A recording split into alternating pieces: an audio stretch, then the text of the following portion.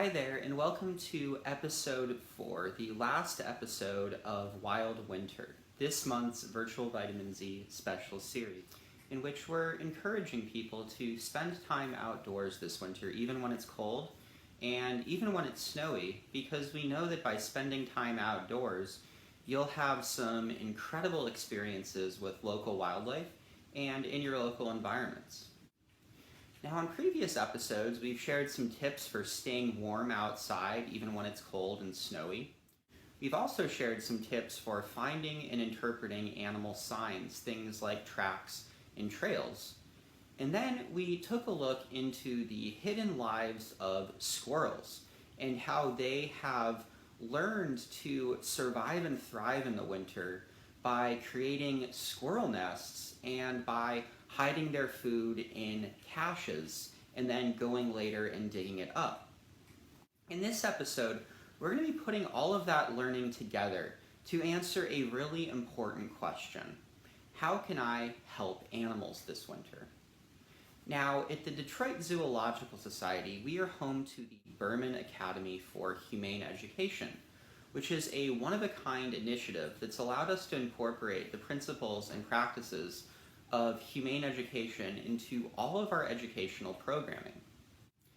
And one of those principles is that when we talk about helping animals, it's not just about giving people specific steps or specific things they can do. It's also about building their ability to make these decisions for themselves. So in this final episode, I want to introduce you to a really important skill in humane education and in being a humane individual, and show you how you can use this skill to answer that question, how can I help animals this winter, for yourself? And to do this, I'm going to be pulling from some really excellent resources from another organization, the Institute for Humane Education, which is a leader in the field of humane education. Now, this skill is called solutionary thinking. Solutionary thinking is a systematic approach to answering questions or solving problems in a way that does the most good and least harm for animals, the environment, and people now and in the future. One way to think about solutionary thinking is that it involves asking 4 questions about any answer or solution that we might have. The first question is, to what extent does this solution help animals, the environment, and people? Second, to what extent could this solution have unintended negative consequences for animals, the environment, and people? Third, to what extent does this solution address the problem's root causes? And fourth, is there a more solutionary solution to the problem? That is, a solution that does more good or less harm, or has fewer unintended negative consequences, or does a better job of addressing the root causes?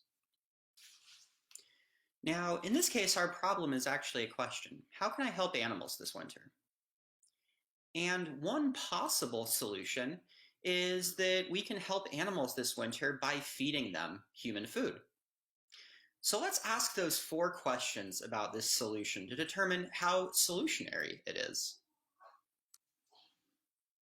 As a reminder, the first question is, to what extent does this solution help animals, the environment, and people? So in the case of giving animals human food, it could help the animals by giving them food that they might not otherwise have, and that would give them energy and help them stay warm and survive.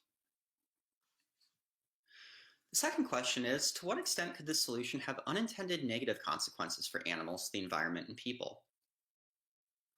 Well, one unintended negative consequence could be that by giving animals human food, we actually make them sick, because animals aren't adapted to eat the same foods that we are. We could also be encouraging more animals to come into an area, and when we stop feeding them, those animals will have nowhere else to go for food. That leads to the third question. To what extent does this solution address the problem's root causes? In this case, it's important to remember that animals like squirrels have adapted to find food during the winter. So if they're unable to find food, then we should be thinking about what's causing that. In this case, maybe there aren't enough native plants in the area to provide food. And that leads us to the fourth question. Is there a more solutionary solution to the problem?